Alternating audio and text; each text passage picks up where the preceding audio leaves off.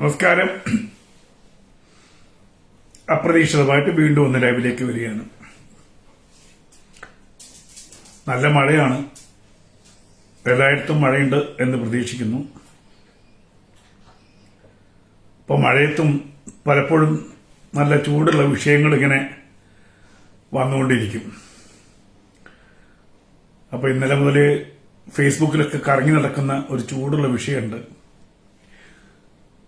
സാക്ഷാൽ ശ്രീകൃഷ്ണൻ പറഞ്ഞ പച്ചത്തറി. അങ്ങനെ സാക്ഷാൽ കൃഷ്ണൻ പറഞ്ഞ പച്ചത്തറി കേട്ടിട്ടാണ് ഞാനൊക്കെ ധർമ്മത്തിലേക്ക് വന്നത്. പലരും തെറ്റിദ്ധരിച്ച് അദ്ദേഹം ഒരു പള്ളിയിലച്ചനാണെന്നൊക്കെ തെറ്റിദ്ധരിച്ചു. ടോണി പള്ളിയിലച്ചനല്ല എന്നാണ് ഞാനും അറിഞ്ഞത്. കാരണം അദ്ദേഹത്തിന്റെ വേഷഭൂഷാദികൾ കണ്ടപ്പോൾ എല്ലാവരും ധരിച്ചു ഇതൊരു പള്ളിയിലച്ചനാണ് എന്ന് ധരിച്ചു. അദ്ദേഹം പള്ളിയിലച്ചനല്ല. പള്ളിയിലച്ചനാവാനുള്ള യോഗ്യത അദ്ദേഹത്തിനില്ല. അദ്ദേഹം സ്വതന്ത്ര ചിന്തകൻ അല്ലെങ്കിൽ നിരീശ്വരവാദിയാണെന്നൊക്കെ പറയുന്നത്. അയാള് ഭീരുവാണ് എന്നുള്ള കാര്യമൊക്കെ നമുക്ക് അദ്ദേഹത്തിന്റെ സംസാരത്തിന് പിന്നീട്. കാരണം മുസ്ലിങ്ങളെ കുറിച്ച് പറഞ്ഞു കഴിഞ്ഞാൽ തല്ല് കിട്ടും, ചിലപ്പോൾ കൈയുണ്ടാവില്ല, കാലുണ്ടാവില്ല. അതുകൊണ്ട് ഞങ്ങൾ ഈ ഖുർആനെ കുറിച്ചൊക്കെ പറയുമ്പോൾ ഞാൻ വളരെ ശ്രദ്ധിച്ച് സംസാരിക്കൂ എന്നാണ് ആ വിദ്വാൻ പറഞ്ഞത്, ടോണി. എന്തായാലും ഭഗവത്ഗീതയിലെ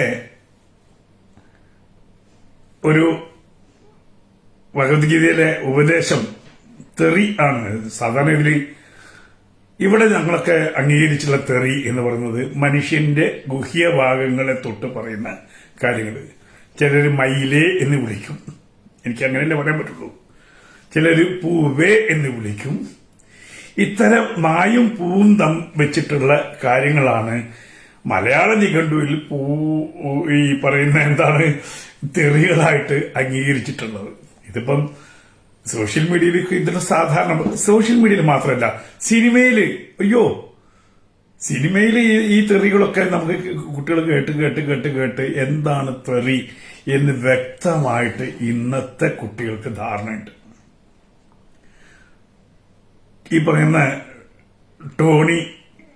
ടോണിക്ക് അതില്ലാതെ പോയി. എന്താണ് തെറി എന്ന് അദ്ദേഹത്തിന് അറിയില്ല. അപ്പൊ പിന്നെ തെറി പറയാൻ അല്ലെങ്കിൽ തെറി കൊണ്ട് മൂടാൻ പറ്റിയ ഇന്ന് ലോകത്ത് നിലനിൽക്കുന്ന ആരും ചോദിക്കാത്ത ഒരു മതമേ ഉള്ളൂ, ഹിന്ദു. അവനെ കുറിച്ച് എന്തും പറയാലോ, ഒരു ഭയപ്പാടും വേണ്ട. ഹിന്ദുവിനെ എങ്ങനെ വേണമെങ്കിൽ ചീത്ത വിളിക്കാം. കാരണം അത് കേട്ടാല് നമുക്കറിയാലോ, അമ്പലത്തിൽ കയറുന്നത്, കുളിച്ച് ചെറുതായിട്ട് കയറുന്നത് സെക്സ് ചെയ്യാനാണെന്ന് പറഞ്ഞു. അങ്ങനെ ഈ ലോകത്ത് ഹിന്ദുവിനെ കുറിച്ച് പറയാൻ ഇനിയൊന്നും ബാക്കി ആരും വെച്ചിട്ടില്ല. അപ്പൊ പിന്നെ ടോണിക്കും പറഞ്ഞൂടെ? ടോണി ആ സ്വാതന്ത്ര്യമാണ് എടുത്തത്. ഹിന്ദുവിനെ കുറിച്ച് പറയാൻ ചോദിക്കാനോ ആരും ഉണ്ടാവില്ല. ഇങ്ങനെ ചാടിക്കയറി കൊല്ലാനോ തലവെട്ടാനൊന്നും ആരും വരില്ല എന്ന് കൃത്യമായിട്ട് അദ്ദേഹത്തിന് അറിയാം. അദ്ദേഹം അതുകൊണ്ടാണ് ഗീതോപദേശം തെറിയായി അന്ന് മാറ്റിയത്. പക്ഷേ ഒരു കാര്യം അദ്ദേഹം മനസ്സിലാക്കിയിട്ടില്ല. ഇപ്പൊ ഞങ്ങളാരും പറയുന്നില്ല വിശുദ്ധ ഖുർആനെ പോലെ ഇത് ദൈവം കൊടുത്ത ഗ്രന്ഥമാണ് എന്നൊന്നും ഒരു ഹിന്ദുവും വാദിച്ചിട്ടില്ല. ബൈബിളിനെ പോലെ വിശുദ്ധ ഗ്രന്ഥമായിട്ടൊന്നും നമ്മുടെ രാമായണത്തോ അല്ലെങ്കിൽ മഹാഭാരതത്തെയോ കണക്കാക്കുന്നില്ല. അതിനൊരു വിശുദ്ധി കണക്കാക്കുന്നത് അതിന്റെ അന്തരാർത്ഥം ഗ്രഹിച്ചിട്ട് ഉണ്ടാവുന്ന ഒരവസ്ഥയ്ക്കാണ്. ആ അവസ്ഥയിലാണ് ഭാരതീയ ഇതിഹാസങ്ങളുടെ പ്രസക്തി മനുഷ്യർ മനസ്സിലാക്കുന്നതും അതിനെ ബഹുമാനിക്കുന്നതും. ആദ്യം അദ്ദേഹം അത് മനസ്സിലാക്കേണ്ടിയിരുന്നു. അത് മനസ്സിലാക്കിയിട്ടില്ല അദ്ദേഹം. വാൽമീകി എഴുതിയതാണ് രാമായണം എന്നാണ് പറയുന്നത്. വ്യാസ മഹാഭാരതം എന്നാണ് പറയുന്നത്. അത് ദൈവം ഇങ്ങോട്ട് സൃഷ്ടിച്ചിട്ടുള്ളതല്ല. ഈ ഗ്രന്ഥങ്ങളിലൂടെയൊക്കെ തന്നെ പറയുന്നത് വേദസത്യങ്ങളാണ് എന്നാണ് എന്റെ അറിവ്. ഞാൻ ഒട്ടും ഇതിനെക്കുറിച്ച് അറിവില്ലാത്ത ആളാണ്, ഒരു സാധാരണ മനുഷ്യനാണ്. ഗീത ഒരു ഗുരുമുഖത്ത് പോയി പഠിച്ച് പിന്നീട് അത് വായിക്കുകയും ഒരു സ്റ്റാൻസ പോലും അതല്ലെങ്കിൽ ഒരു വരി പോലും ബൈഹാർട്ട് പഠിക്കാത്ത ആളാണ് ഞാൻ. പക്ഷെ അതിന്റെ അന്തരാത്മാവ് എന്താണോ അതിനെ മനസ്സിലാക്കിയിട്ടുള്ള വ്യക്തിയാണ് എന്നാണ് എന്റെ ഒരു ധാരണ. അപ്പോ ഈ ടോണി ടോണിയെ കുറച്ച് കാര്യങ്ങൾ പറയാണ്. നമ്മൾ കണ്ടിട്ടുണ്ട് വെടിവെച്ച ബുള്ളറ്റ് പല്ലുവടിനെ കടിച്ച് പിടിച്ച് നടിക്കുന്ന രജനീകാന്തിനെയും മമ്മൂട്ടിനെയും ഒക്കെ നമുക്ക് കാണാൻ പറ്റൂലേ? ഒരു അബ്ദുള്ള കാരിക്കറ്റ്, നീ എന്തൊക്കെ ഇസ്ലാമിന്റെ കുറ്റം പറഞ്ഞു? ഇസ്ലാമിന്റെ കുറ്റം പറഞ്ഞിട്ടില്ല സഹോദര, പറയേണ്ടത് സത്യമേ പറഞ്ഞിട്ടുള്ളൂ. സത്യം പറഞ്ഞിട്ട് തങ്ങൾക്ക് തലവെട്ടാൻ ഇപ്പൊ വരാത്തതിന് കാര്യമുണ്ട്. ഇപ്പൊ ഭരിക്കുന്നത് നിങ്ങളുടെ കോൺഗ്രസ്സുകാരല്ല, അതുകൊണ്ടാണ് തലവെട്ടാൻ വരാത്തത്. ഇപ്പൊ നല്ല തന്റെ ഇടമുള്ള ഒരു പ്രധാനമന്ത്രി ഇന്ത്യക്കുണ്ട്. അദ്ദേഹം പോയാൽ നിങ്ങൾ വീണ്ടും വന്ന് തലവെട്ടുമെന്ന് അറിയാം. അബ്ദുള്ള കാലിക്കറ്റ്, ഞങ്ങൾ പറയുന്നത് ഞങ്ങളുടെ കാര്യമാണ്. ഇവിടെ നിങ്ങളുടെ കാര്യം വിളമ്പിയിട്ടില്ല. ഞങ്ങൾ ഹിന്ദുവിന്റെ കാര്യവും ഞങ്ങൾ പറയുന്നുള്ളൂ. അത് പറയുന്നിടത്ത് താങ്കൾക്ക് വിഷമമുണ്ടെങ്കിൽ കേട്ടുകൊണ്ടിരിക്കാൻ നല്ലതാണ്, കുറച്ച് പഠിക്കാം താങ്കൾക്കുള്ളത് വേണമെങ്കിൽ ഞാൻ വേറെ നാളെ ലൈവിൽ വന്ന് പറയാം. എന്താണ് ഇസ്ലാമിന് ഞാൻ എന്തുകൊണ്ട് ഞാൻ വരുന്നുണ്ട്, ഞാൻ വേറെ പറയുന്നുണ്ട്. ഇസ്ലാമിന് എന്തുകൊണ്ട് അലിയിൽ നിന്ന് രാമനിലേക്കുള്ള ഒരു എപ്പിസോഡ് ഇപ്പം രണ്ടെണ്ണം വന്നു കഴിഞ്ഞു. മൂന്നാമത്തെ ഈ ആഴ്ച വരുന്നുണ്ട്. അബ്ദുള്ള കാലിക്കറ്റ് തീർച്ചയായിട്ടും അത് കാണണം. ഓക്കെ, നമുക്ക് വിഷയത്തിലേക്ക് കിടക്കാം. അപ്പോൾ ഇതൊരു വിശുദ്ധ ഗ്രന്ഥമായിട്ട് നമ്മൾ അംഗീകരിച്ചിട്ടില്ല. ഇത് ഇതിഹാസങ്ങളാണ്. വേദസത്യങ്ങളെ പുറത്തു കൊണ്ടുവരാൻ വേണ്ടി ചരിത്രത്തെ കഥാരൂപത്തിൽ, ഞാൻ പറഞ്ഞ പോലെ സിനിമയിലൊക്കെ മോഹൻലാലും മമ്മൂട്ടിയും ഒക്കെ 5 നില ബിൽഡിങ്ങിന്റെ മുകളിൽ നിന്ന് ചാടി താഴെ വന്ന് പടിഞ്ഞിരുന്ന് അടിക്കുന്നത് നമ്മൾ കണ്ടിട്ടുണ്ട്. ഒരൊറ്റ അടിക്ക് 50 എണ്ണത്തിനെ പറപ്പിക്കുന്നത് നമ്മൾ കണ്ടിട്ടുണ്ട്.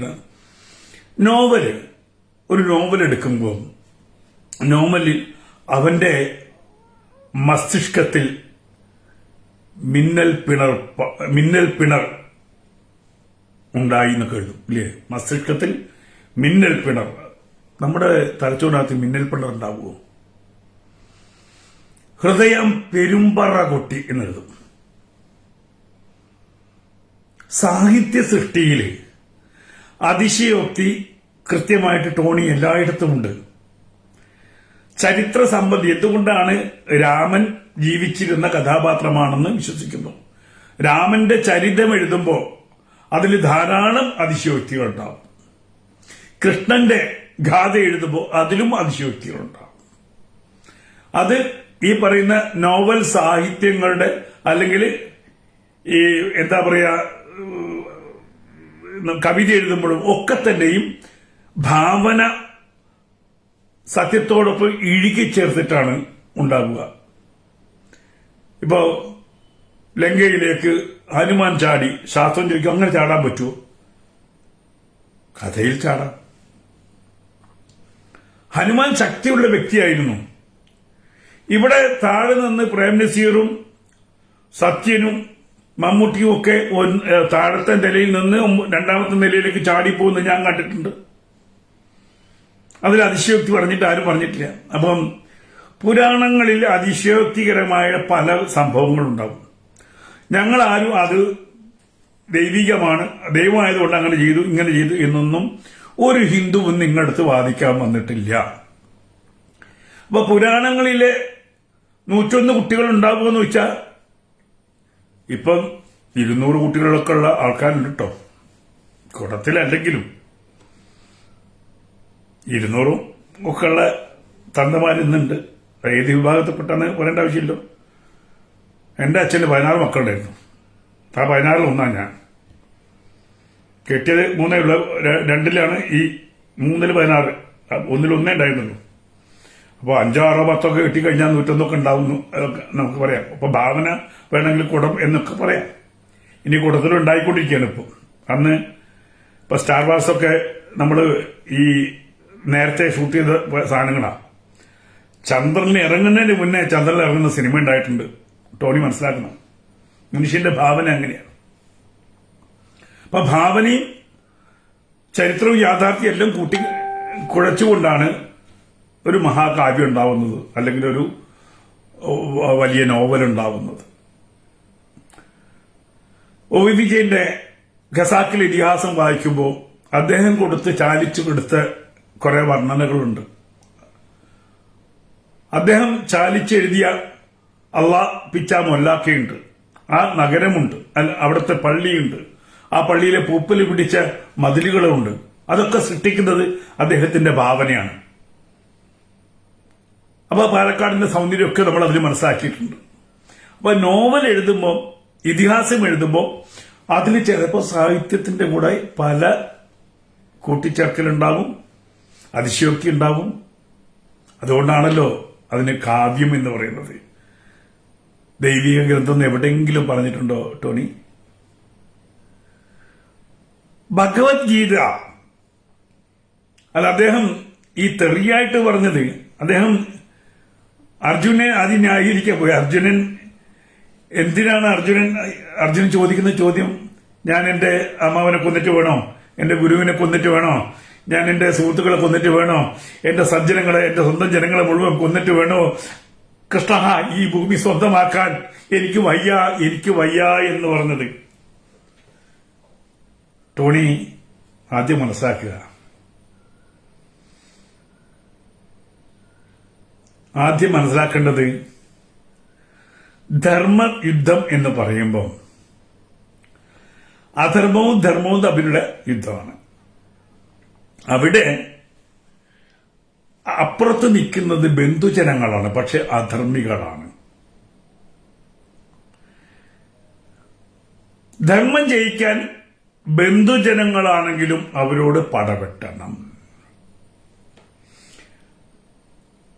ധർമ്മം ജയിക്കാൻ ബന്ധുജനങ്ങളാണെങ്കിലും അത് ക്ഷത്രിയ ഗുണമാണ്. ഉദാഹരണത്തിന് ഇന്ത്യൻ പട്ടാള മേധാവി ഒരു മുസൽമാനാണെന്നിരിക്കട്ടെ, പാകിസ്ഥാനുമായി യുദ്ധം ചെയ്യുകയാണ്. ഈ പട്ടാള മേധാവി ഒന്നാം തരം മുസൽമാനാണ്, 5 നേരം നമസ്കരിക്കുന്ന മുസൽമാനാണ്, ശരീഅത്ത് പിന്തുടരുന്ന വ്യക്തിയാണ് എന്നൊക്കെ ധരിക്കുക. യുദ്ധം ഉണ്ടാവുമ്പോൾ പാകിസ്ഥാനിലുള്ളത് തന്റെ മുസ്ലിം സഹോദരങ്ങളാണെന്ന ബോധ്യം ആസ് എ മുസൽമാൻ അദ്ദേഹത്തിനുണ്ടാകും. അദ്ദേഹം പറയാണ്, ഈ മുസ്ലിങ്ങളെ കൊന്നിട്ട് ഈ ഇന്ത്യ ജയിക്കണോ? പാകിസ്ഥാനിലുള്ള എന്റെ മുസ്ലിം സഹോദരങ്ങളെ കൊന്നിട്ട് എന്റെ ഭാരതത്തിന് എന്ത് ജയം എന്ന് സംശയിക്കില്ലേ? സംശയിച്ചാല് അങ്ങനെ ആയിക്കോട്ടെ, നീ പാകിസ്ഥാനോട് യുദ്ധം ചെയ്യണ്ട, ഇന്ത്യ അങ്ങ് നശിച്ചു പോയിക്കോട്ടെ എന്ന് കരുതുവോ?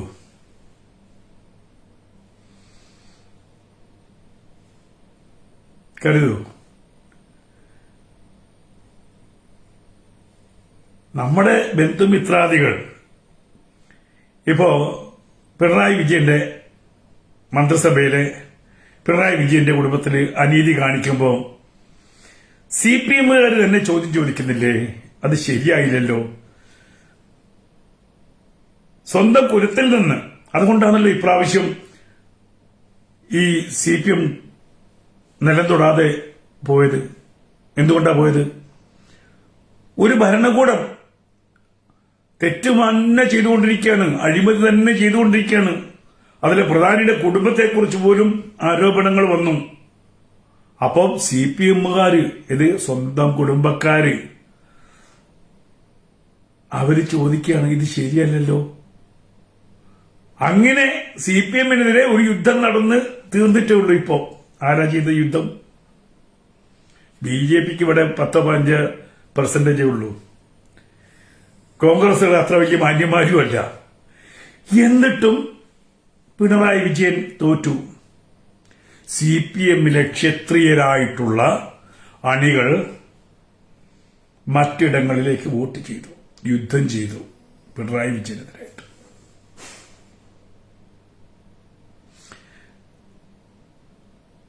അവന്റെ മനസ്സിലും ഒരു കുരുക്ഷേത്ര യുദ്ധം എന്നുണ്ട്. വോട്ട് ചെയ്യാൻ പോകുമ്പോൾ കലാകാലങ്ങളായിട്ട് ഞാൻ അരിവാൾ ചുറ്റിയേക്ക് വോട്ട് ചെയ്തതല്ലേ, ഇപ്രാവശ്യം അതെങ്ങനെ ചെയ്യാതിരിക്കും എന്നുള്ള ഒരു അർജുന വിഷാദ യോഗം പോലെ അദ്ദേഹത്തിന് തോന്നിയിട്ടുണ്ടാവും. പക്ഷെ അവിടെ കൃഷ്ണനെ പോലെ അദ്ദേഹത്തിന്റെ മസ്തിഷ്കത്തിൽ ആരോ പറഞ്ഞു, അധർമ്മികളുടെ കൂടെ നിൽക്കരുത്, ധർമ്മത്തിന് വേണ്ടി വോട്ട് ചെയ്യണം.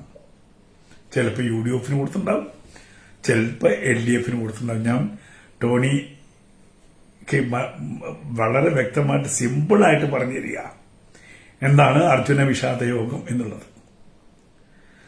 അർജുന വിഷാദ യോഗം അധർമ്മികളായിട്ട് സ്വന്തം സ്വജനങ്ങൾ, സ്വന്തം ഗുരുനാഥൻ, സ്വന്തം ബന്ധുമിത്രാദികൾ തനിക്കെതിരെ യുദ്ധത്തിന് വന്നപ്പോ അവരെ കൊല്ലാൻ ഒരു സാധാരണ മനസ്സുള്ള അർജുനന് തോന്നിയില്ല. അർജുനൻ പറഞ്ഞു, ഇല്ല, വയ്യ കൃഷ്ണ, എനിക്ക് ഈ ബന്ധുമിത്രാദികളെയും സൗഹൃദത്തെയും കൊന്നിട്ട്, ഗുരുനാഥനെയും കൊന്നിട്ട് ഈ ഭൂമി എനിക്ക് സ്വന്തമാക്കണ്ട. ഞാനിതാ എന്റെ വാളിവിടെ ഉപേക്ഷിച്ച് ഞാൻ ഭിക്ഷാടനത്തിന് പോകുന്നു.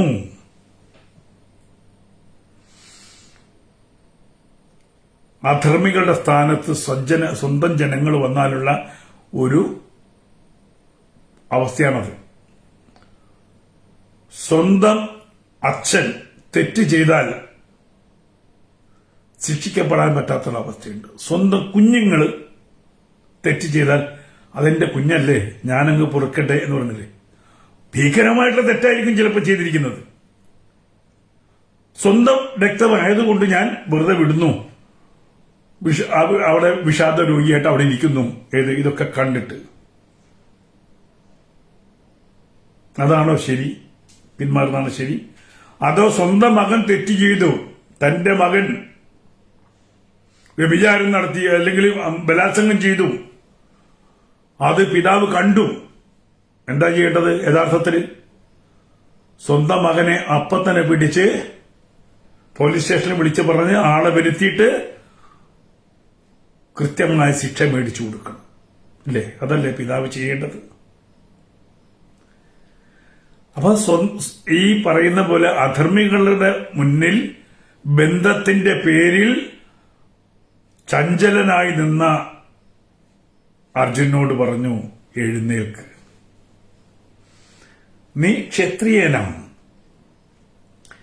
നീ രാജധർമ്മം പാലിക്കണം, അധർമ്മികളെ ഇല്ലാതാക്കിയിട്ട് ധർമ്മത്തിന് വിജയം കൊടുക്കണം. അതിന് വലിയ വില നൽകേണ്ടി വരും,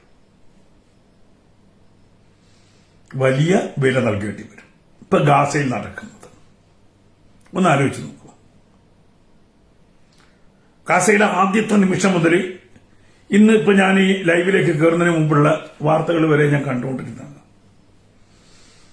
ഒരു സുപ്രഭാതത്തിൽ, ഒരു വിശേഷ ദിവസത്തിൽ, നമ്മുടെ പെരുന്നാൾ പോലെ ഒരു പ്രത്യേക വിശേഷ ദിവസത്തിൽ ആളുകൾ സന്തോഷിച്ചുകൊണ്ട് ആടിപ്പാടി രസിച്ചുകൊണ്ടിരിക്കുന്ന സമയത്ത് നൂറുകണക്കിന് ഭീകരവാദികൾ ആ രാജ്യത്തേക്ക് പ്രവേശിക്കുകയും കണ്ടവരെ വെടിവെച്ച് വീഴ്ത്തി കൊച്ചു കുഞ്ഞുങ്ങളെപ്പോലും ബലാത്സംഗം ചെയ്ത് ഏതാനും മണിക്കൂർ കൊണ്ട് 1200 മർഡറുകൾ നടത്തി, ബലാത്സംഗം നടത്തി, പച്ചയ്ക്ക് കത്തിച്ചു, കഷ്ണമാക്കി കൊന്നു. അധർമ്മം സംഭവിച്ചു. അവിടെ ഇസ്രായേൽ എന്ത് ചെയ്യണം? പൊറുക്കണമോ? മറക്കണമോ? പാടില്ല. രാജ്യത്തിന് നേരെ ഉയർന്ന കരങ്ങളെ വെട്ടിവീഴ്ത്താൻ തന്നെ പോകണം. അവർ യുദ്ധം ചെയ്തു. യുദ്ധത്തിൽ കെടുതികളുണ്ടായി, ധാരാളം പേര് മരിച്ചു, ആയിരക്കണക്കിന്. പക്ഷെ അതിന്റെ തുടക്കം എവിടെയാണ്? മഹാഭാരത കഥയിലെ പാഞ്ചാലിയുടെ വസ്ത്രമുരിഞ്ഞതുപോലെ ഇസ്രായേലിലെ സ്ത്രീകളുടെ വസ്ത്രമുരിഞ്ഞു, കുഞ്ഞുങ്ങളെ കൊന്നു, അധർമ്മം നടന്നു. പിന്നെ യുദ്ധം ചെയ്യാതിരിക്കാൻ പറ്റില്ല.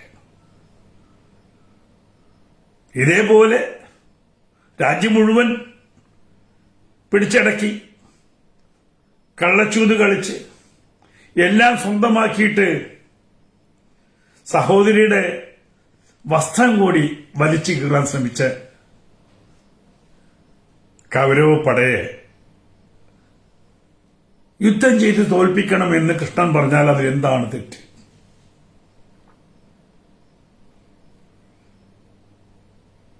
ഏതാണ് നീതി? അത് വായിക്കുന്ന സാധാരണക്കാരന് മനസ്സിലാവും. അർജുനൻ എന്തുകൊണ്ട് വിഷാദമുണ്ടായി? കൃഷ്ണൻ എന്തുകൊണ്ട് ഉപദേശിക്കേണ്ടി വന്നു? കൃഷ്ണൻ എന്താ പറഞ്ഞത്? എടാ മൈ എന്ന് വിളിച്ചോ അർജുനെ? ടോണി പറ, വിളിച്ചോ? എന്ത് തെറിയാ പറഞ്ഞത്? ഒന്ന് പറഞ്ഞു തരാമോ ആ തെറിയുടെ? എടാ രണ്ടും കെട്ടവനെ പോലെ ഇരിക്കല്ലേ എന്ന് പറഞ്ഞാൽ അത് തെറിയാണ്. നീ ഒരു സ്റ്റാൻഡിലേക്ക് വാ. അങ്ങോട്ടുമില്ല ഇങ്ങോട്ടുമില്ലാതെ നീ ഇങ്ങനെ ചഞ്ചലപ്പെട്ടിരിക്കുന്നത് ശരിയല്ല. നീ എന്താവണം? പുരുഷനാവണം, എഴുന്നേക്കണം, യുദ്ധം ചെയ്യണം, ധർമ്മത്തെ വീണ്ടെടുക്കണം. ഇതല്ലേ പറഞ്ഞത്?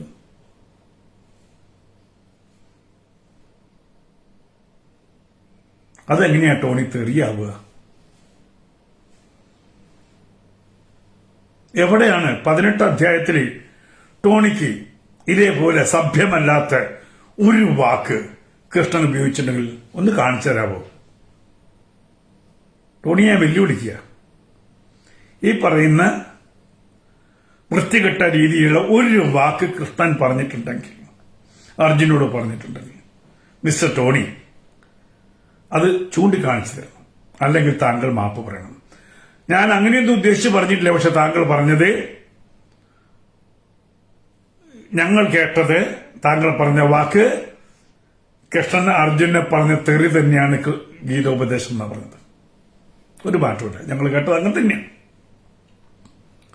അതല്ലെങ്കിൽ ആ വീഡിയോ പുറത്തുവിട്ട ആരാണ്? നിങ്ങൾ യഥാർത്ഥ വീഡിയോ പുറത്തുവിടണം. ആ ആൾക്കെതിരെ കേസ് കൊടുത്തിട്ട് നിങ്ങൾ അങ്ങനെ പറഞ്ഞിട്ടില്ല എങ്കിൽ നിങ്ങൾ യഥാർത്ഥത്തിൽ പറഞ്ഞ എന്താണെന്ന് ടോണി പുറത്തുവിടണം. അതല്ലാതെ ഉരുണ്ട് മറിഞ്ഞ് ഇപ്പൊ വന്ന് പലയിടത്തും വന്നിട്ട് ഇങ്ങനെ ഒരു മറുനാടിന്റെ അടുത്ത് വന്ന് ന്യായം പറഞ്ഞിട്ടോ, ആരിഫ് ഹുസൈന്റെ അടുത്ത് വന്ന് ന്യായം പറഞ്ഞിട്ടോ അത് പൊതുജനങ്ങൾക്ക് മനസ്സിലാവില്ല. താങ്കൾ പറഞ്ഞത് തെറ്റാണ്. കൃഷ്ണൻ തെറി പറഞ്ഞിട്ടില്ല.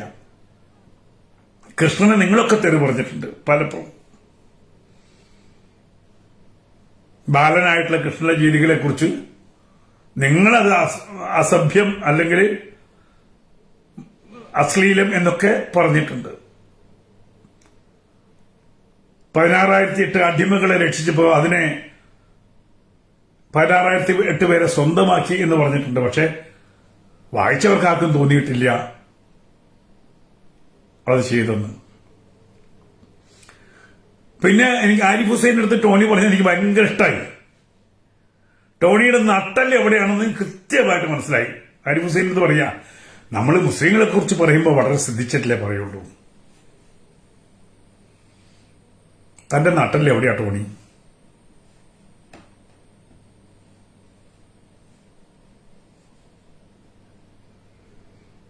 ആ ഒരു വാക്ക് കേട്ടുകൊണ്ടാണ് ഞാനിന്ന് ലൈവിൽ വന്നത്. നിങ്ങളുടെ നട്ടല് എവിടെയാണ് ടോണി? താങ്കൾ പറഞ്ഞു, ആരിഫ് ഹുസൈന്റെ ഇവിടുത്തെ ഇന്റർവ്യൂ ഞാൻ കണ്ടു. അതിൽ താങ്കൾ പറഞ്ഞു മുസ്ലിങ്ങളെ കുറിച്ച് അല്ലെങ്കിൽ ഖുർആനെ കുറിച്ചൊക്കെ പറയുമ്പോൾ നമ്മൾ ശ്രദ്ധിച്ചിട്ട് പറയേണ്ടത്,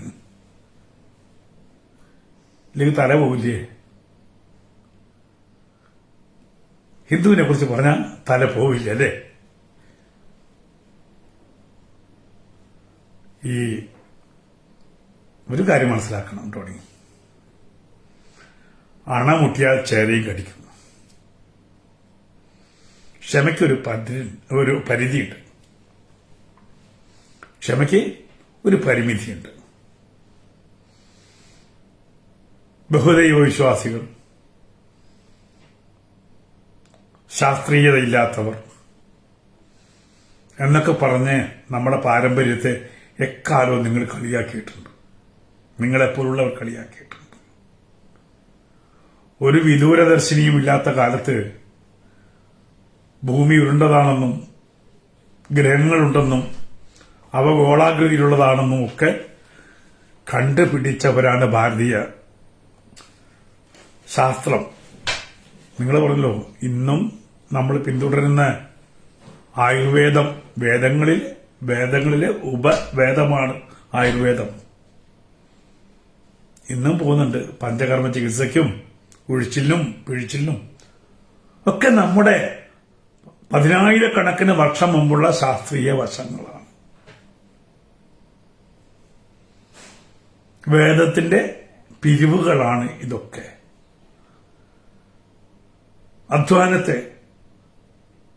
അധ്വാനത്തെ പ്രകീർത്തിക്കുന്ന സമൂഹമാണ്. ആശാരിയും മൂശാരിയും ഇങ്ങനെ ഭിന്നമായിട്ടുള്ളവരൊക്കെ എന്തിനാണ്?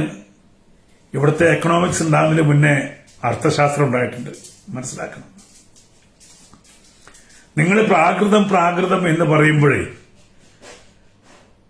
ഭാവനയായി ആണെങ്കിലും പുഷ്പക വിമാനം എന്ന് രാമായണത്തിൽ പറഞ്ഞിട്ടുണ്ട്. 12,000 വർഷം പഴക്കമുണ്ടെന്ന് പറയുന്നു. ഇനി നിങ്ങൾ എത്ര കണക്കാക്കിയാലും വേണ്ടിയില്ല.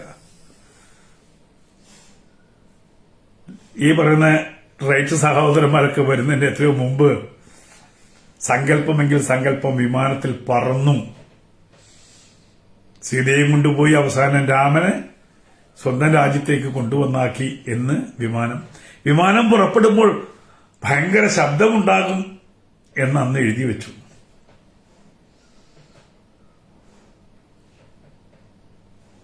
ഇതൊക്കെ ഭാവനയായിരിക്കാം. പക്ഷെ അങ്ങനെ ഭാവനയിൽ കാണണമെങ്കിൽ ഉള്ളിൽ ഒരു ശാസ്ത്രബോധം ഉണ്ടാവണം, അങ്ങോട്ടൊക്കെ മനുഷ്യൻ പോകുമെന്ന്.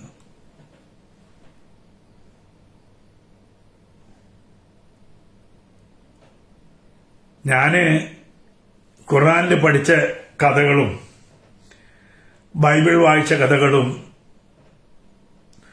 ഹിന്ദു പുരാണങ്ങളിൽ കേട്ടിട്ടുണ്ട്. അപ്പൊ നിങ്ങൾ പറയും അവിടുന്ന് ഇങ്ങോട്ട് കട്ടിയെന്ന്.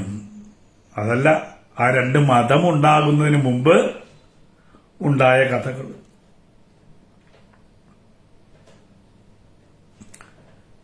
നോഹിന്റെ പെട്ടകം എന്തുവേണ പറയാം, കപ്പല്. ഞാൻ നേരത്തെ വായിച്ചിട്ടുണ്ട് മത്സ്യാവതാര സംബന്ധിയായിട്ട്. ഒരുപാട് ഹൈന്ദവ പുരാണങ്ങളിലെ കഥകള് അത് ബൈബിളിലും ഖുർആനിലൊക്കെ കാണാം. അവിടെ എത്തുമ്പോൾ അതിന് മാന്യത കൊടുക്കുന്നുണ്ട്. ഇവിടെ വരുമ്പോൾ അത് പ്രാകൃതമാവുന്നുണ്ട്.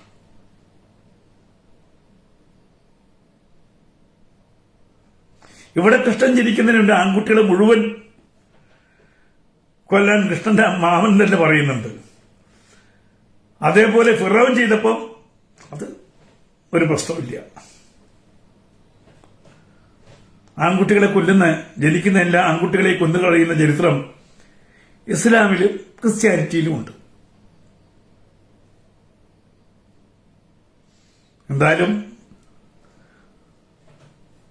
ഈ മഹാഭാരതമൊക്കെ ഉണ്ടായതിനു ശേഷമല്ലേ ബാക്കിയുള്ളവർക്ക് ഉണ്ടായിട്ടുള്ളത്.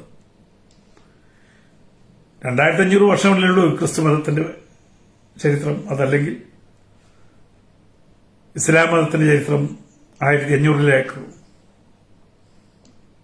ഇനി അതല്ല, എന്തായിക്കോട്ടെ. പക്ഷെ ഇപ്പോഴും ഭാരതീയർ പറയുന്നത് ഇതിഹാസമാണ്. ഞാൻ ആദ്യം തുടങ്ങിയ ഇതിഹാസമാണ്. ഇതിഹാസം, കാവ്യം, അതിലൊക്കെ പൊടിപ്പും തൊങ്ങലും ഉണ്ടെങ്കിൽ അയ്യോ അതിന് ശാസ്ത്രമില്ല എന്ന് പറഞ്ഞ കാര്യമില്ല. കാരണം പറയുന്നത് പുരാണം, സ്മൃതിയുണ്ട്, ശ്രുതിയുണ്ട്. സ്മൃതിയും ശ്രുതിയെ ഒരുപോലെ കാണരുത്. ഭാരതത്തിന്റെ ഒരു രസകരമായിട്ടുള്ള അവസ്ഥ, ശ്രുതിയും സ്മൃതിയും രണ്ടായിട്ടാണ് കാണുന്നത്. പുരാണങ്ങളെ അങ്ങനെ കാണണം, ഭാഗവതത്തെ അങ്ങനെ കാണണം, വേദത്തെ വേറൊരു രീതിയിലും കാണണം.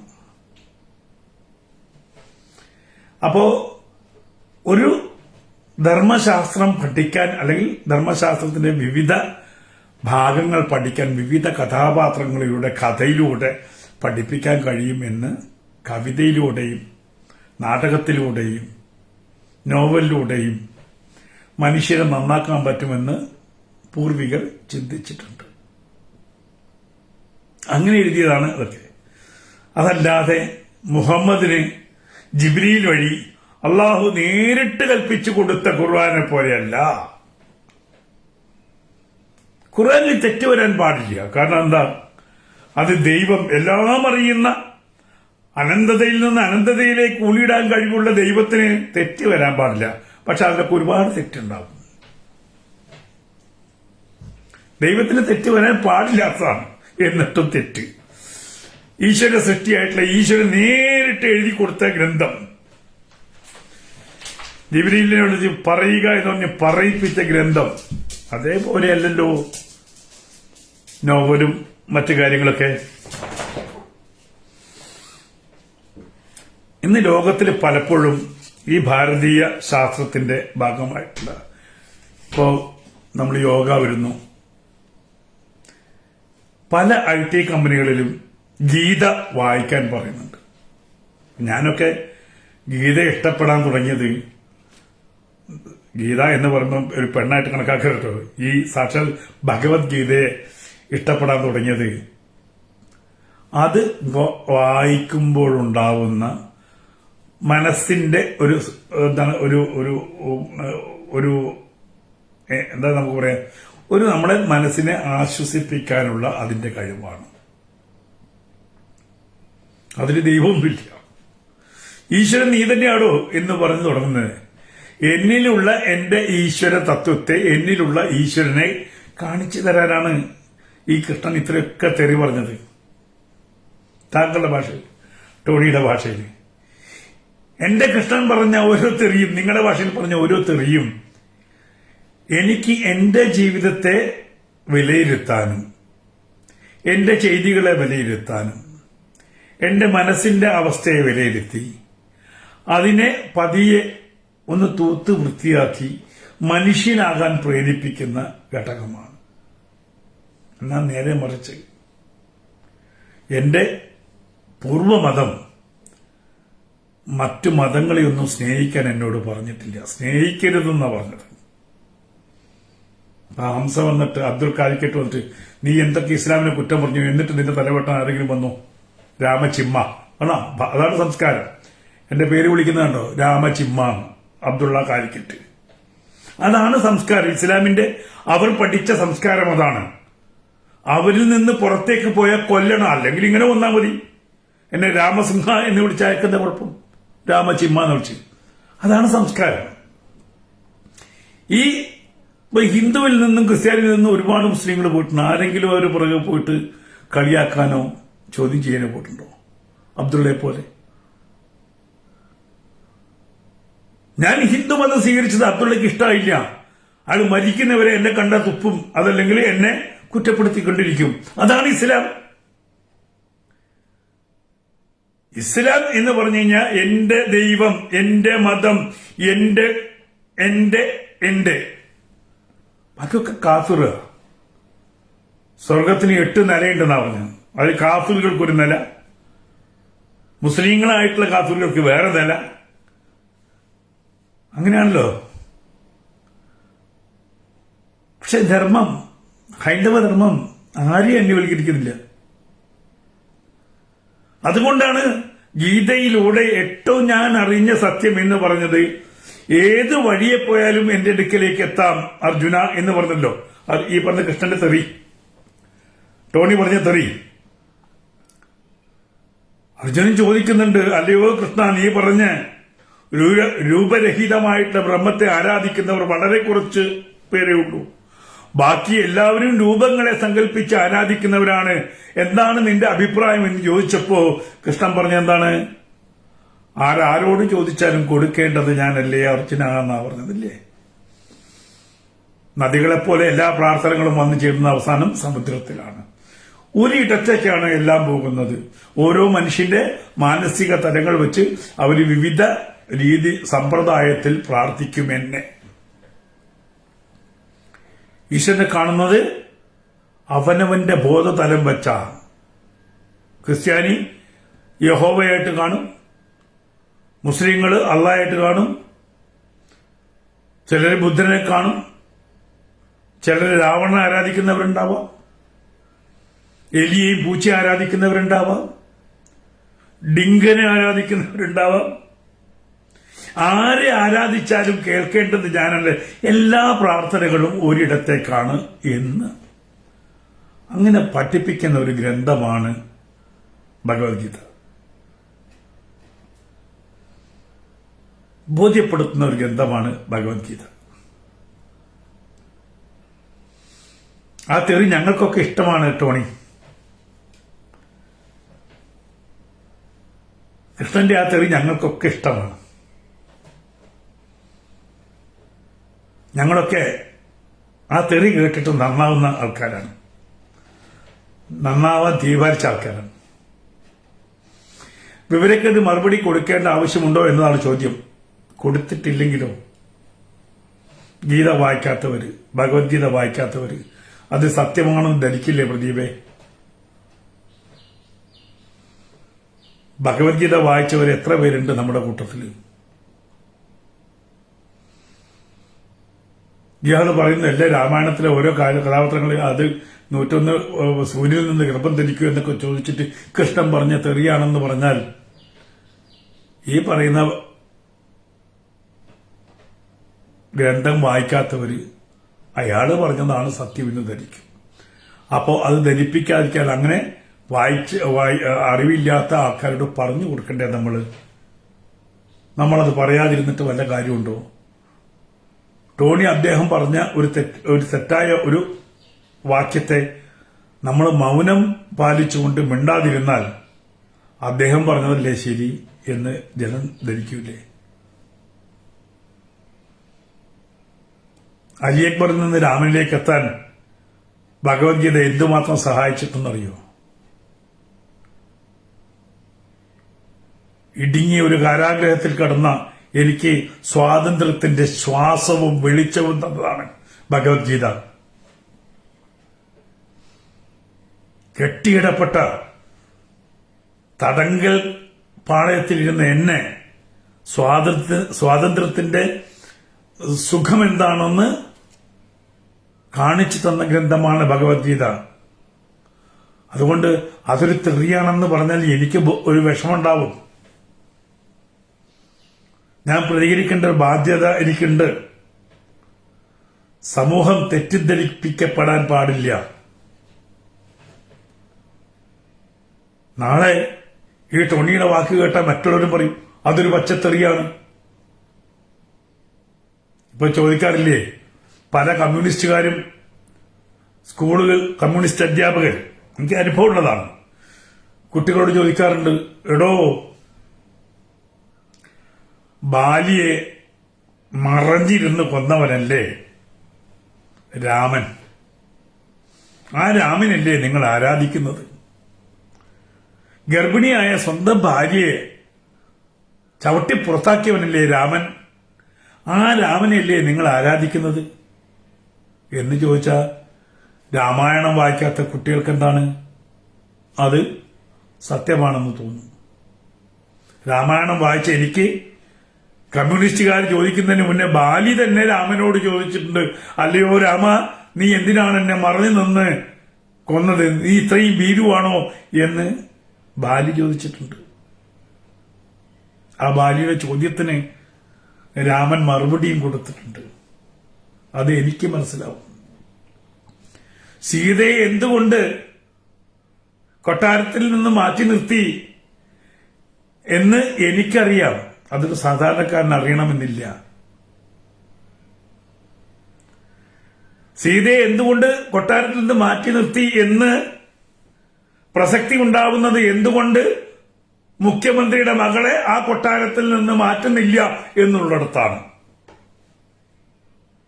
എന്നാലോചിച്ച് നോക്കൂ. സംശയത്തിന്റെ ഒരു ചെറിയ അംശം വന്നപ്പോഴാണ്, ജനങ്ങളിൽ ചെറിയൊരംശം വന്നപ്പോ ആ അംശം പോലും, സംശയത്തിന്റെ അംശം പോലും തന്റെ പ്രജകളുടെ ഇടയിൽ ഉണ്ടാവാൻ പാടില്ലെന്ന് പറഞ്ഞിട്ടാണ് രാമൻ സീതയെ മാറ്റി നിർത്തിയത്. ഇന്ന് സംഭവിക്കുന്നതോ, മാസപ്പടി വാങ്ങിച്ചു എന്ന് ആരോപണം വന്ന് സ്വന്തം മകളെ മാറ്റി നിർത്തി അന്വേഷിക്കാൻ പോലും ആരെങ്കിലും തയ്യാറാവുന്നുണ്ടോ? അവിടെയാണ് രാമായണത്തിന്റെ പ്രസക്തി. നേരത്തെ പറഞ്ഞില്ലേ, ടോണി പറഞ്ഞില്ലേ, തളർന്നിരുന്ന അല്ലെങ്കിൽ സ്വന്തം ജനങ്ങളെ കൊല്ലാത്തത് കൊണ്ട് തെറി പറഞ്ഞു എന്ന് പറഞ്ഞില്ലേ? എന്തുകൊണ്ട് സ്വന്തം ജനങ്ങളെ കൊല്ലണമെന്ന് പറഞ്ഞു എന്നുള്ളിടത്ത് അപസക്തി. എന്തുകൊണ്ട് ധർമ്മയുദ്ധം അനിവാര്യമാണ്? എന്തുകൊണ്ട് ഒരു ആരോപണം ഉണ്ടായാൽ സ്വന്തം മകളെ മാറ്റി നിർത്തണം, സ്വന്തം ഭാര്യയെ മാറ്റി നിർത്തണം, സ്വന്തം ബന്ധുമിത്രാദികളെ മാറ്റി നിർത്തി അന്വേഷിക്കണം എന്ന് കാണിച്ചു തരാനാണ് രാമായണം ഉണ്ടായിരിക്കുന്നത്, മഹാഭാരതം ഉണ്ടായിരിക്കുന്നത്. രാജധർമ്മം പഠിപ്പിക്കാൻ വേണ്ടി, പ്രജാധർമ്മം പഠിപ്പിക്കാൻ വേണ്ടിയിട്ട്, ഗുരുധർമ്മം പഠിപ്പിക്കാൻ വേണ്ടിയിട്ട്.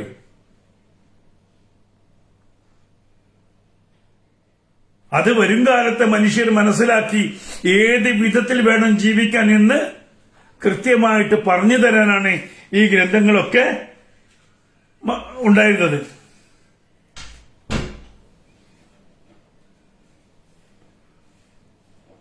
ഇപ്പൊ ഒന്നും വേണ്ട, രാമൻ സീതയെ അഗ്നിശുദ്ധിയിൽ പരീക്ഷിച്ചില്ലേ?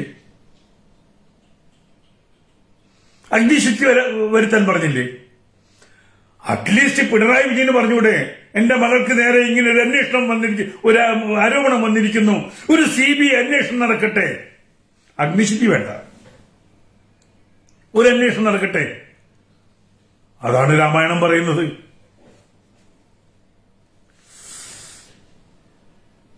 ഈ ജീവിതത്തിൽ എന്തൊക്കെ കഥാപാത്രങ്ങൾ വരാനുണ്ടോ അതൊക്കെ രാമായണത്തിലും മഹാഭാരതത്തിലും വന്നിട്ടുണ്ട്. ഇന്ന് ശൂർപ്പണഖമാർ ഒരുപാടുണ്ട്, രാവണന്മാർ ഒരുപാടുണ്ട്, അല്ലേ? അതിൽ ഓരോ കഥാപാത്രം എടുക്കുക.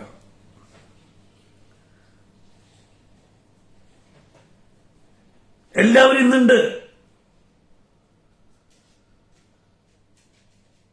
അഭിമന്യു, ആ അഭിമന്യുവിന് മഹാഭാരത യുദ്ധത്തിലെ അഭിമന്യു അതേ അവസ്ഥയിലാണ്. എന്താണ്, ഇങ്ങനെ കോട്ടയ്ക്കകത്ത് വിട്ട് മഹാരാജസിൽ അഭിമന്യു മരിച്ചുപോയത്. പാവം പുറത്തു കടക്കാനുള്ള വഴി അറിയാതെ അകത്തേക്ക് ചാടിയതാണ്. പുറത്ത് കടക്കാൻ കഴിയാത്ത അകത്തേക്ക് ചാടിയതാണ്. ഒരു വാക്കേ പറഞ്ഞിട്ടുള്ളൂ ധർമ്മത്തെക്കുറിച്ച് അദ്ദേഹം, ഇല്ലാണ്ടായി. അങ്ങനെ രാമായണത്തിലെയും മഹാഭാരതത്തിലെയും കഥാപാത്രങ്ങളാണ്. ടോണിയുണ്ട് അവിടെ രാമായണത്തിൽ.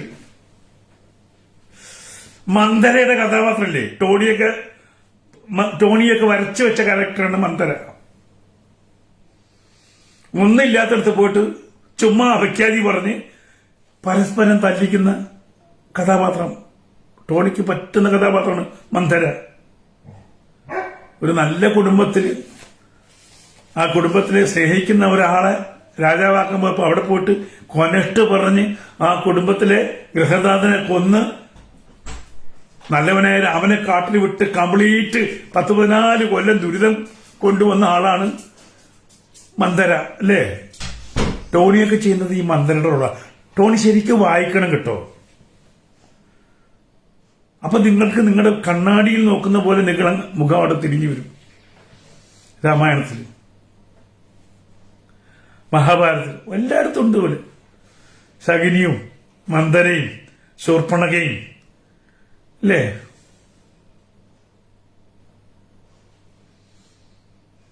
ആരും എവിടെയും പോയിട്ടില്ല. നിങ്ങൾ ഈ ജാതി ചോദിച്ച് ബ്രാഹ്മണന്റെ കാര്യം പറയുമ്പോൾ ശബരിയെ കാണിച്ചു തരും. ഏത് ശബരി കടിച്ച് പഴം കൊടുത്ത് രാമൻ ഭക്ഷിക്കുന്ന കാണിച്ചു തരും. ഗുഹനെ കാണിച്ചു തരും. നിങ്ങൾ എപ്പോഴും മതവും പറഞ്ഞ ഈ ഹിന്ദുവിന്റെ ഗ്രന്ഥങ്ങളൊക്കെ ബ്രാഹ്മണന്റെ ആണെന്ന് പറയുമ്പോൾ അവിടെ ഗുഹനെ കാണിച്ചു തരും നിങ്ങൾക്ക്, ശബരിയെ കാണിച്ചു തരും നിങ്ങൾക്ക്. ക്ഷത്രിയനും ബ്രാഹ്മണനും ഈ പറയുന്ന എല്ലാ വിഭാഗവും ഒരുമിച്ച് ഭക്ഷണം കഴിക്കുന്നത് കാണിച്ചു തരും രാമായണത്തിൽ. അതുകൊണ്ട് മനസ്സറിഞ്ഞ് വായിക്കുക. അത് ദൈവിക ഗ്രന്ഥമല്ല, നിങ്ങളിലുള്ള ദൈവത്തെ കാണിക്കുന്ന, നിങ്ങളിലുള്ള ദൈവത്തെ നിങ്ങളെ പഠിപ്പിക്കുന്ന ഗ്രന്ഥമാണ് ഹിന്ദുവിൻ്റേത്. ഒരു ദൈവത്തെ ഇതാ അപ്പുറത്തൊരു ദൈവമുണ്ട്, ആ ബ്രഹ്മാവിനെ നീ ആരാധിക്കണമെന്നോ അതല്ലെങ്കിൽ വേറെ എന്തെങ്കിലും ചെയ്യണമെന്നോ തലകുത്തി മറിയണമെന്നോ ഇന്ന പോലെ പൂജിക്കണമെന്നോ എന്നൊന്നും പറയുന്നില്ല.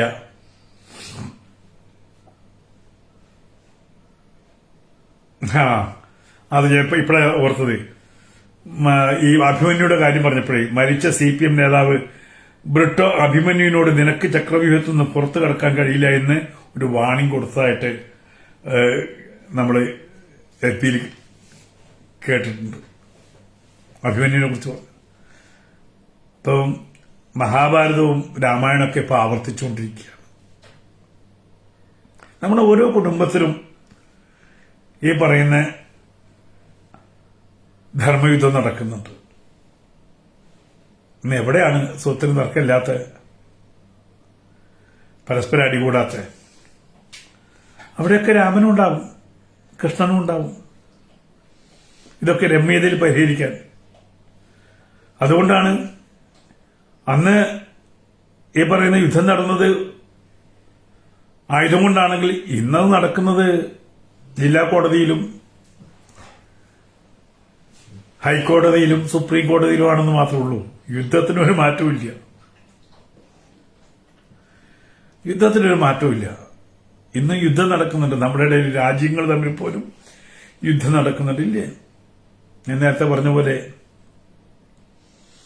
സേവ് ഗാസ സേവ് ഗാസ എന്ന് പറഞ്ഞ് സേവ് ഇസ്രായേലിന് എന്താ പറയാത്തത് ലോകം? ഇസ്രായേൽ ആരെയാണ് ഉപദ്രവിച്ചത്? ആ ചരിത്രം എന്ത് പറഞ്ഞതാ? ജൂതനായിപ്പോയി എന്നുള്ളത് കൊണ്ട് മാത്രം ജൂതന്മാരെ കണ്ടിടത്ത് വെച്ച് കൊല്ലാൻ, അല്ലെങ്കിൽ ജൂതന്മാരെയും ക്രിസ്ത്യാനികളെയും വെച്ചേക്കരുത് എന്ന് പറഞ്ഞൊരു ഗ്രന്ഥം ഇന്നും നിലനിൽക്കുകയാണ്. ടോണി അതിനെക്കുറിച്ച് എന്താ പറയാതിരുന്നത്?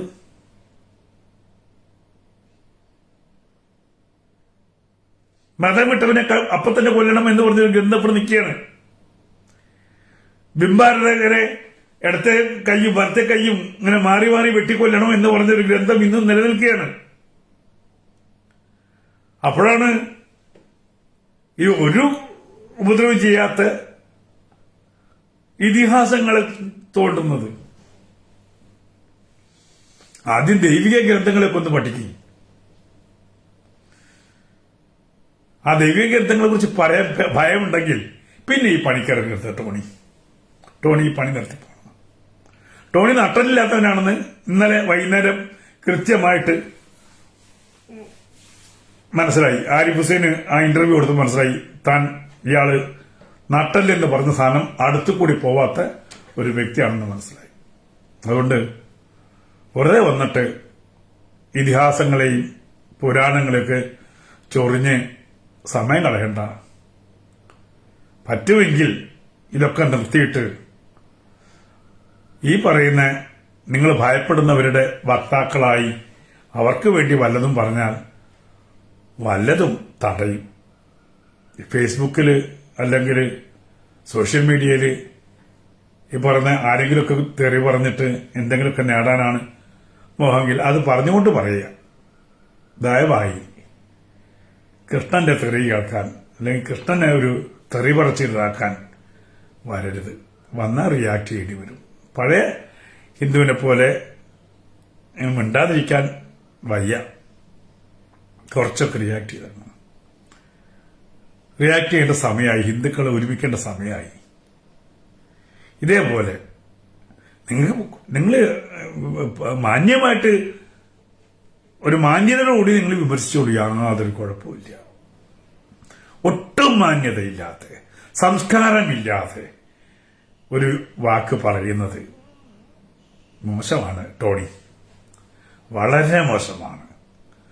ഭഗവത്ഗീതയും ഒക്കെ അതിന്റെ പാട്ടിന് വിട്ടോ. കഥയല്ലേ, കാവ്യങ്ങളല്ലേ, പുരാണമല്ലേ, അത് അങ്ങനെ പൊക്കോട്ടെന്നേ. അതാരെയും അടിച്ചേൽപ്പിക്കുന്നില്ല. ഇത് വായിക്കൂ, ഇത് പഠിക്കൂ, ഇതിൽ പറഞ്ഞ പോലെ അങ്ങനെ പറഞ്ഞ പോലെ ഒരു ജീവിത സാഹചര്യമൊന്നും അതിലില്ലെന്നേ.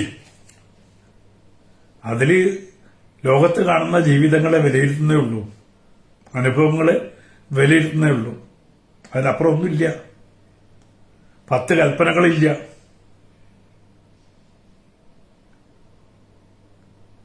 പറഞ്ഞിട്ടുള്ളത് നിനക്ക് പ്രാർത്ഥന ചൊല്ലാൻ ഒരു എന്താ പറയുന്നത് ഒരു ഇല മതി, തുളസിയിലയും, അതല്ലെങ്കിൽ ഒരു ഓമോ ഒരു തത്ത് സത്ത്, ഇത് മതി ഈശ്വരനിലേക്ക് എത്തണേ. ഈശ്വരനെ ഒരു പ്രകൃതിയിലേക്ക് ഒരു ഇല കൊടുത്താൽ മതി, ഒരു പൂവ് കൊടുത്താൽ മതി. ആരെയും കൊല്ലണമെന്ന് പറഞ്ഞില്ല. കൊല്ലണമെന്ന് പറഞ്ഞത് അധർമ്മത്തെ വധിക്കണമെന്ന് തന്നെയാണ്. ഒരു സംശയമില്ല. അധർമ്മം ഇല്ലാതാവാൻ വേണ്ടി യുദ്ധം ചെയ്യണം.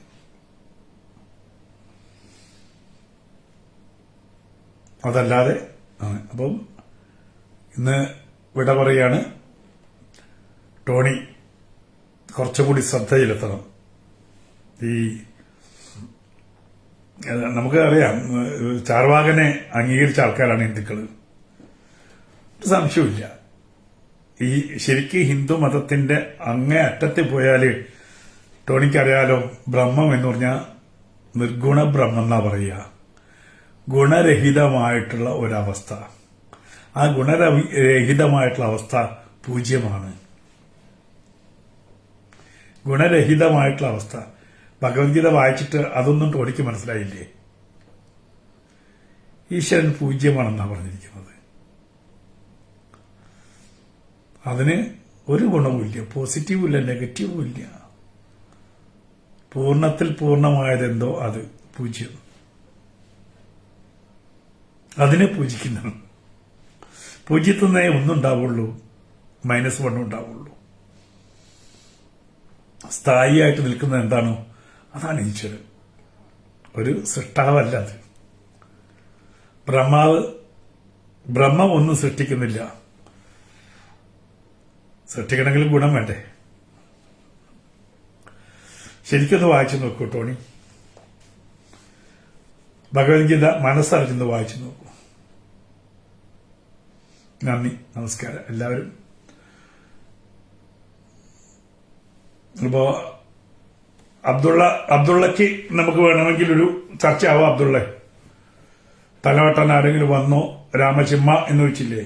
ആ രാമചിമ്മയിലുണ്ട് അബ്ദുള്ളയുടെ എല്ലാം.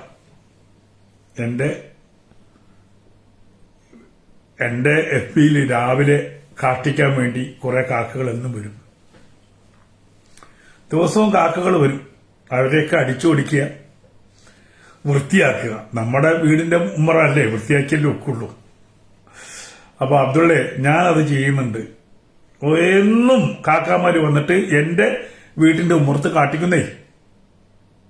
നിങ്ങളെപ്പോലെ തന്നെ, അബ്ദുള്ളയെ പോലെ രാവിലെ ഇറങ്ങും, പാതിരാത്രി അല്ല വേണ്ട 24/7 എന്റെ മുറ്റത്ത് വന്ന് കാട്ടിക്കുന്ന കാക്കാമാരെ ദിവസവും ഓടിക്കുക എന്നുള്ളതാണ് ഇപ്പൊ എന്റെ പണി. ഇന്നൊന്ന് വന്നാൽ അപ്പം ഓടിക്കും. പിന്നെ ഇങ്ങോട്ട് വരാണ്ട് നിൽക്കാനുള്ള കൊണ്ടുപോയി പിടിച്ചു കൊണ്ടുപോയി ഒരു കൂട്ടിലിടും. ഇപ്പൊ ഞാൻ ചെയ്തുകൊണ്ടിരിക്കുന്ന പണിയത്. ബ്ലോക്ക് ചെയ്യും. ഞാൻ ഇങ്ങനെ കാക്കേനെ കൊണ്ടുപോയിട്ട് ഒരു കൂട്ടിൽ ബ്ലോക്ക് ചെയ്യും. കാരണം രാവിലെ വരിക, സ്വന്തം കൂട്ടിൽ കാട്ടിക്കില്ല, സ്വന്തം മുറ്റത്തും കാട്ടിക്കില്ല. ഈ കാക്ക നേരെ വന്ന് അന്യന്റെ പറമ്പിൽ വന്ന് അവിടെ വന്ന് ബഹളം ഉണ്ടാക്കി അവിടെ കാട്ടിച്ച് നാട്ടിച്ച് പോകുന്ന കാക്കകളെ നമ്മളിപ്പോ എന്താ ചെയ്യുക? കൂട്ടിലിട തന്നെ. എല്ലാവർക്കും നമസ്കാരം. നമസ്തേ ശ്രീകാന്ത്. എന്തായാലും സന്തോഷം. വീണ്ടും സന്ധിക്കുമ്പോഴേക്കും വണക്കം.